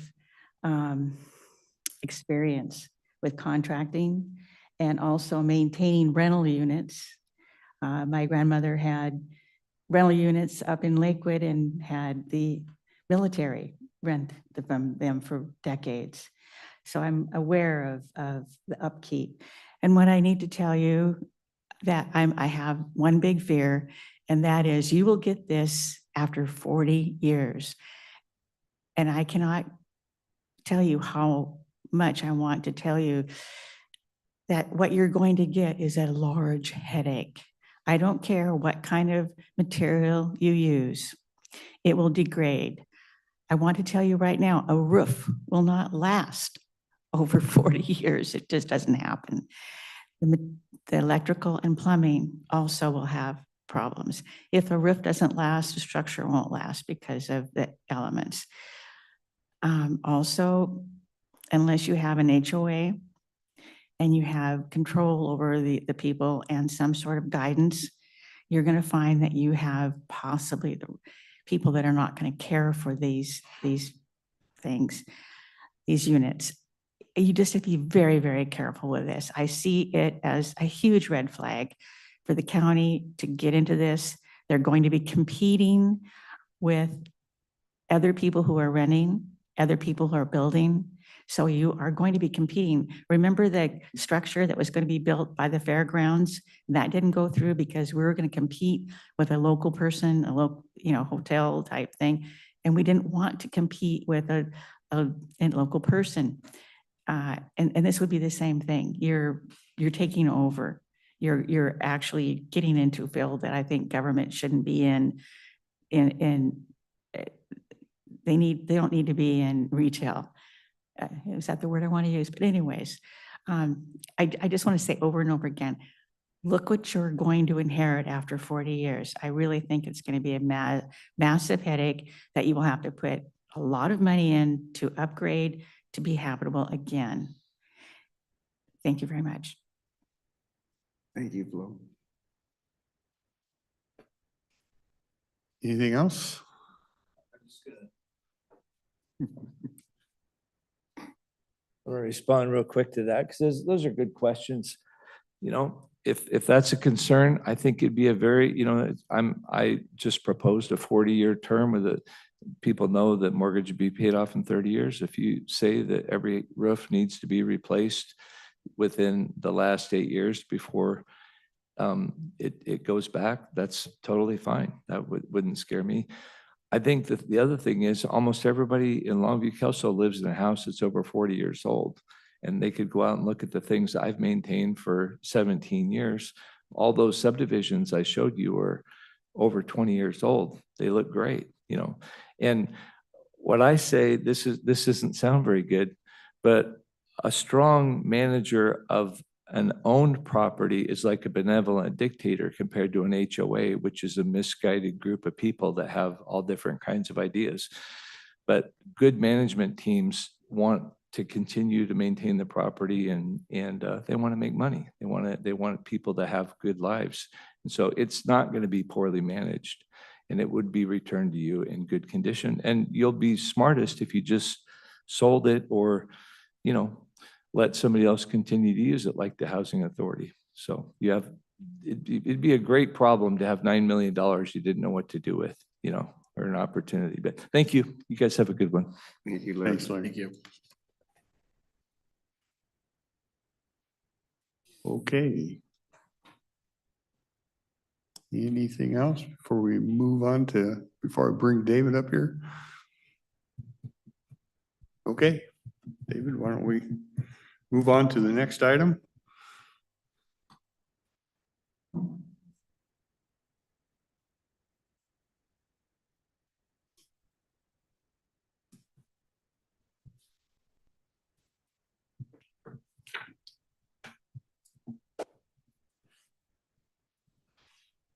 Afternoon, everyone.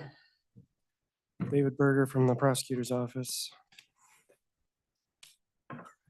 So back in February, you guys had a presentation from the Public Facilities District for an indoor multipurpose facility. Can you pull that mic just a little bit closer? Yeah, sorry. Is that better? Okay, so I think it was February 26th, the PFD came here, gave a presentation. They've been talking to you as things have gone on. And they gave kind of an overview, had a PowerPoint presentation and a video of like the indoor multipurpose facility. The idea would be for indoor sports and auto shows and that type of thing. And to move further down that path, their attorney, Bronson Potter, has been in touch with me. Kind of the next step, if you're wanting to move in that direction, they need access to county land because the building would be on county land. And they need access to be able to go onto the land and study it and prepare like a more concrete design and budget. And so Bronson sent me an interlocal agreement and an explanatory email, and then I reviewed it. And I had some edits and recommendations, and he agreed to those. And then I said that I thought that the legal vehicle to get them to be able to get access to the land is something called a land use license, something that's revocable by the county. It's like a limited right where they can come on and it's less than a lease. It's like they have a legal right to go on the property for the purposes that we outline in the license. So I presented our form of that to Bronson. He was good with it. So then he and I went back and forth and kind of fine-tuned the interlocal and the license, and then we prepared a draft. And then I said what I needed to do next was come and have a workshop with you guys to explain everything and make sure that this is, if you had any questions but that this would be the next step in the process. And I know Bronson's sitting right there. If you had any questions for him, I think he'd probably be willing to come up, so. Yeah. You know, you sent a copy of it to us and I reviewed it with your comments on there and I didn't see anything that gave me pause.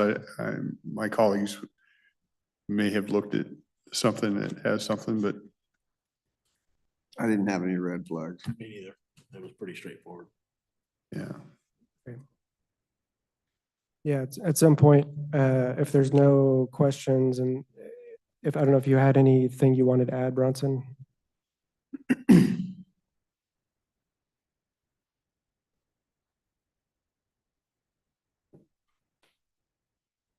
Good afternoon, Commissioners. I'm Bronson Potter, and I'm the attorney representing the Public Facilities District.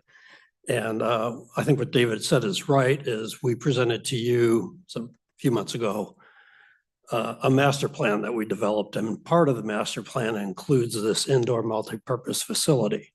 And that's a great idea, that's a great concept, but really to talk further about it in a meaningful way, we need to develop the idea better. And so what this agreement calls for is for the Public Facility District to come up with a design and programming for the site.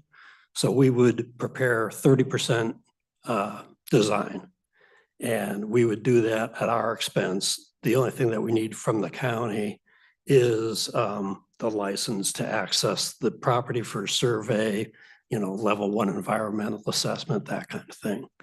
And so at the conclusion of the development of the 30% design work, we'll be in a much better position to give you a cost estimate for what this, if this is going to be developed, this is what we're talking about cost-wise. So it's just, for me, it's the next logical step in determining whether or not it's in the county's interest and the public's interest and the PFD's interest to take this project further. And we didn't have to go through this for phase 1 because we already had the property and it was already there. Exactly.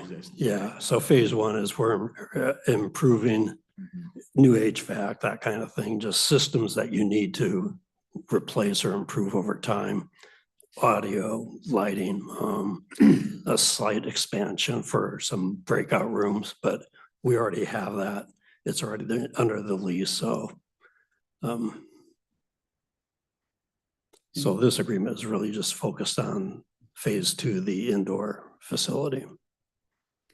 And David, what do you need from us? Like a motion approval or just authority to move forward with it?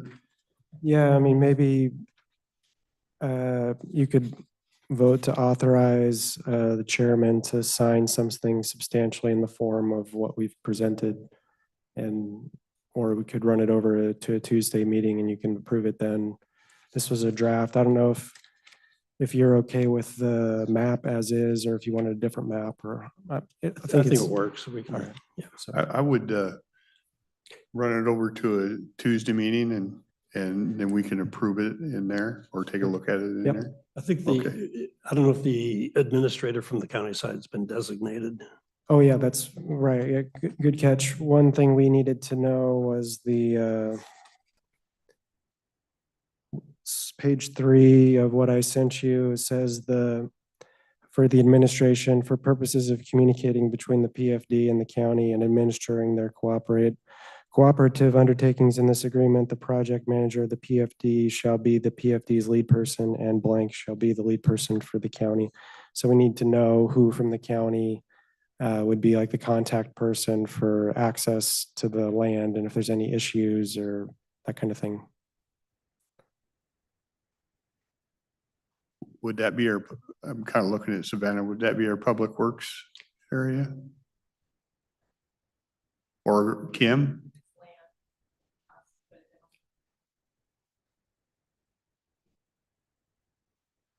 So I guess it's just I thi- land at this point, but so you could either do like Mike Moss or Savannah, or you could theoretically do Kim, but it's just the land at this point. So, We just put a name in the blank and we're happy. Yeah. right. And you Okay. can also, yeah. The only thing I think Kim's always on site. I don't know if that That would be. probably makes it easier, Yeah, make that'd it be a work, logical way. to would be do it. my guess. And historically, they maintained it, mowed it, I mean, Okay, but we don't care either way, whatever the board thinks. yeah, And I'm familiar with the use of it also. sounds like we're all Yeah. okay with Kim. Yeah. Okay, so Okay. Kim, okay, that's fine. Sounds good. And I did want to talk just like big picture risks, like in a brief executive Sure. session, but that's all I had. We So, can do that. okay. How, 5-10 minutes? Yeah, we could probably say 10 minutes and the basis was just 42, 30, 110 subsection, I guess, 1 H subsection little I, a little 3. It's difficult to decipher, but basically the legal risks of an action overall. Okay, Yeah. so we'll do that. Adjourn to executive session, 10 minutes. We'll review that. Okay.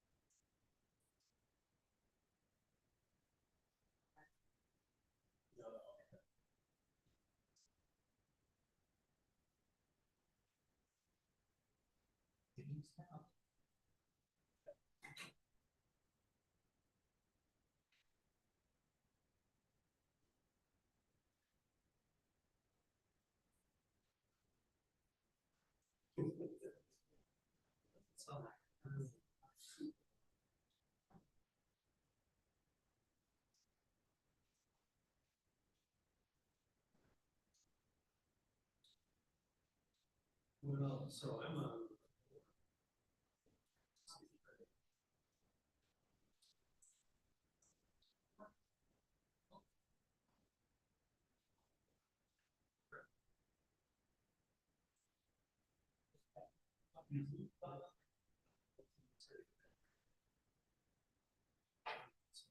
Got 21. He owns a 30.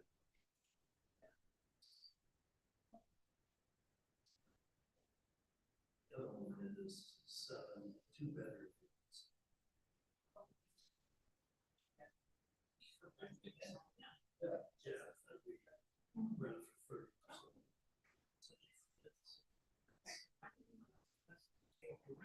Yeah. No, it's, we get money, we got.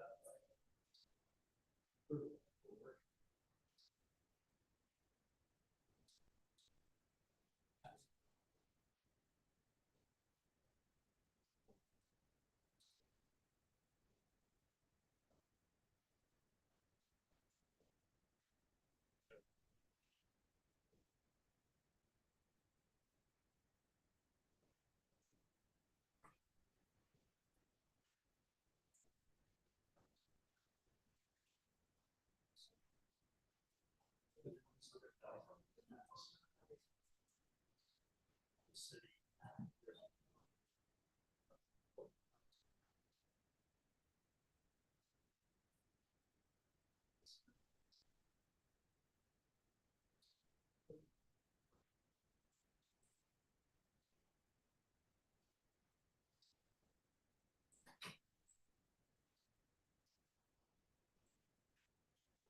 Utility bring the sewage from that. Give us an easement. No.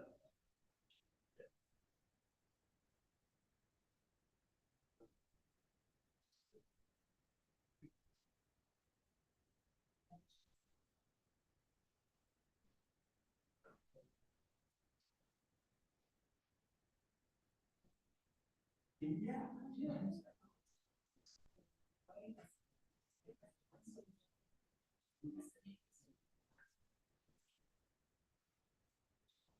These units.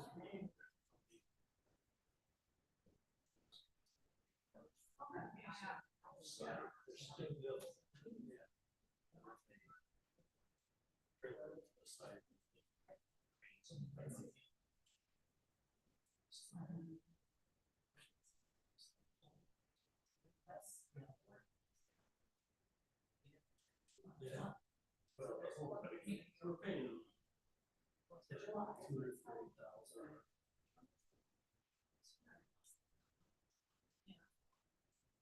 Well, that's not, that includes the single foundation. Yeah. So.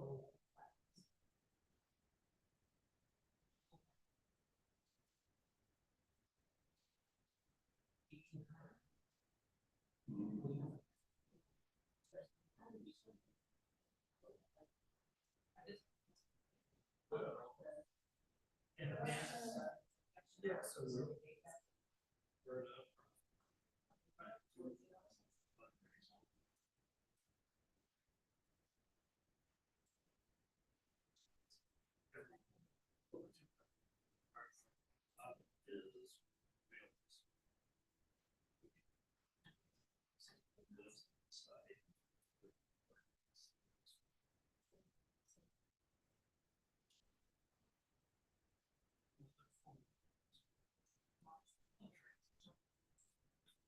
so, you know, the outside.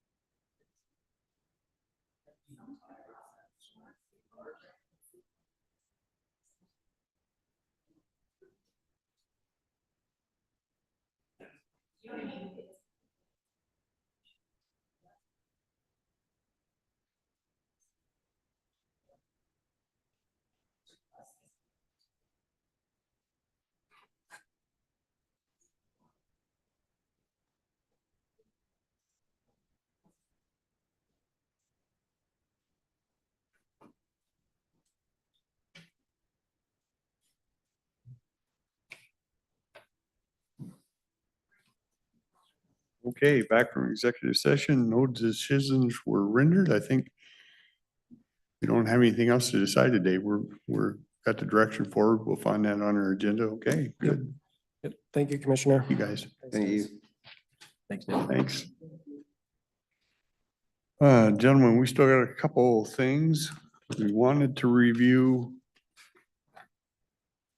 City of Longview sent us a request.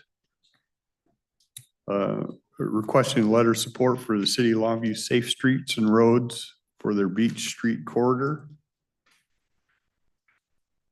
Did you want to chat about that a minute?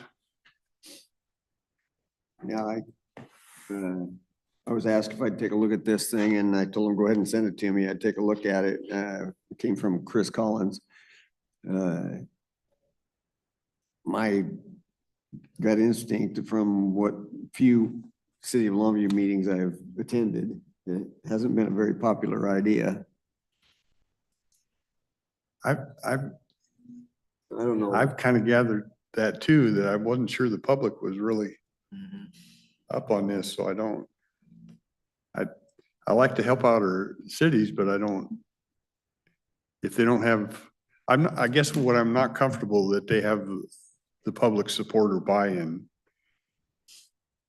Yeah, for it, so I don't know. I'm really kind of stuck as what stance to take, help the city or. you know, the presentation that I saw where they, to fix their problem with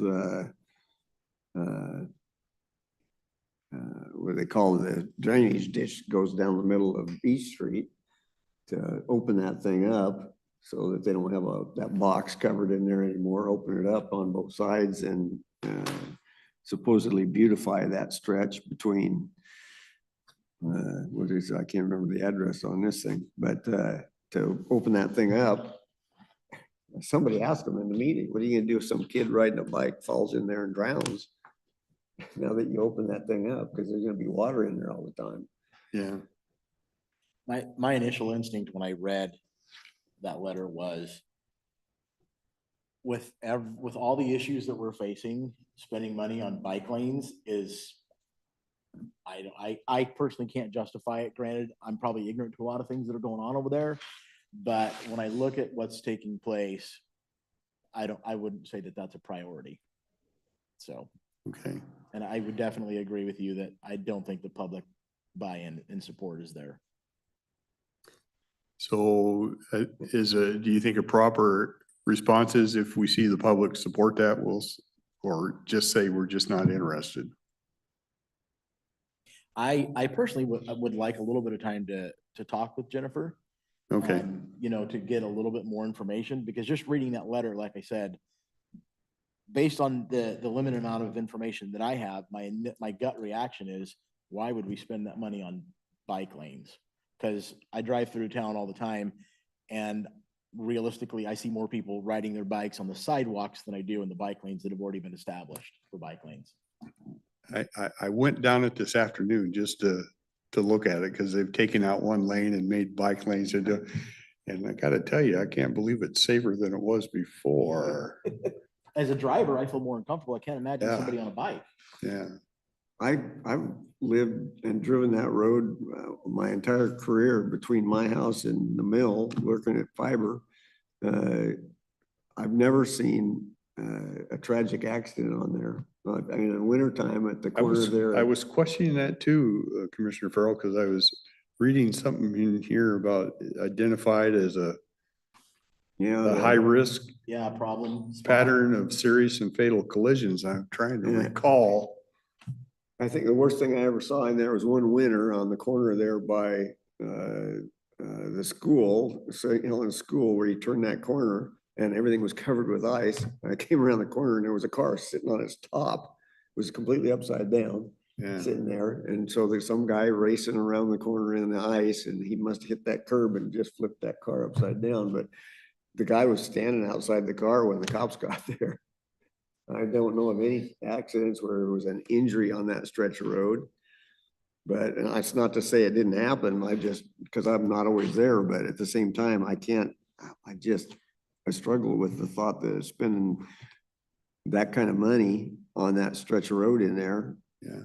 I really struggle with the bike lane issue because I can name one time I've seen somebody riding in the bike lane the right direction. Almost everybody's ignoring the bike lanes. They're either on the sidewalk still, or they're out in the road going the wrong direction on the wrong side of the road. Well, can I suggest that we just delay this a week, give us each a chance to do some research on it and then readdress it next Wednesday? I'm good with that. Yeah, I'm good with that. And I'll see if I can follow up with Chris Collins and or Jennifer and see where they're coming from here. Especially with what they see as public support for this. Because I haven't seen it at this point. Just write me a note so I don't forget it.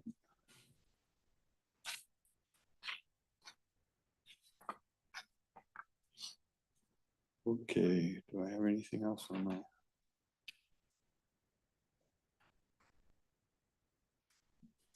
Okay, I think the last item is an executive session for us three on, I guess you'd call it performance of a public employee. Let's set, I don't want to overbook us and I don't want to have be sitting, but let's set maybe 15 minutes and we'll go from there.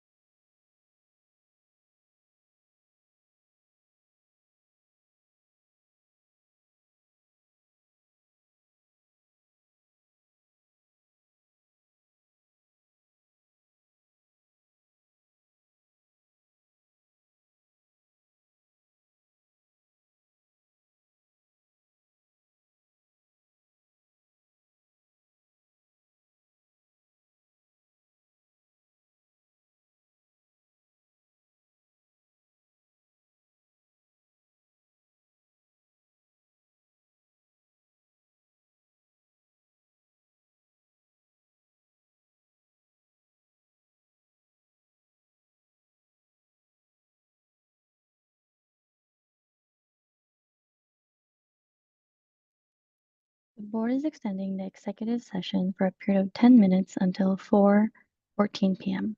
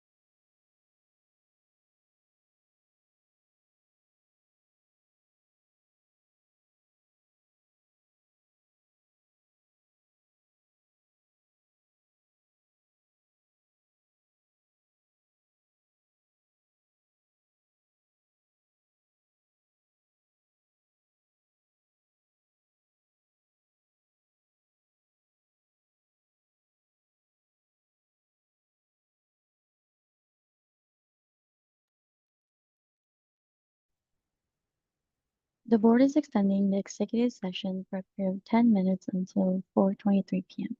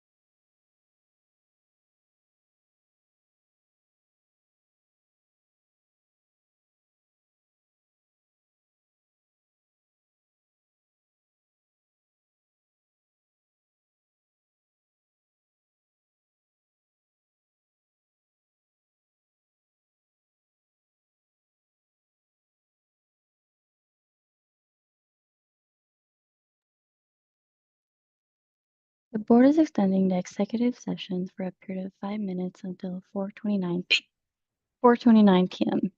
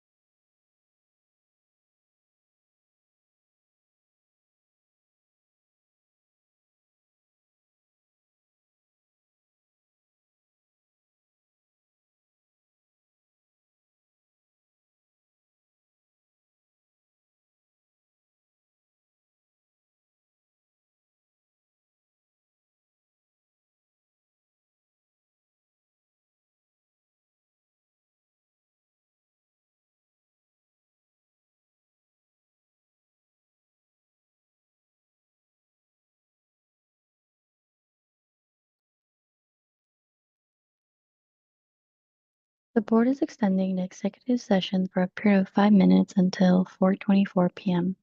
4:34 p.m.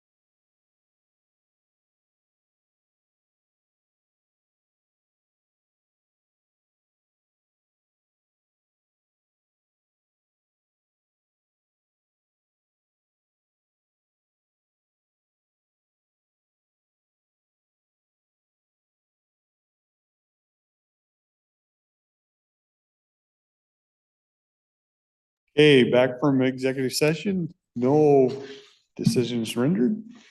I don't believe we have any more business, so we will adjourn.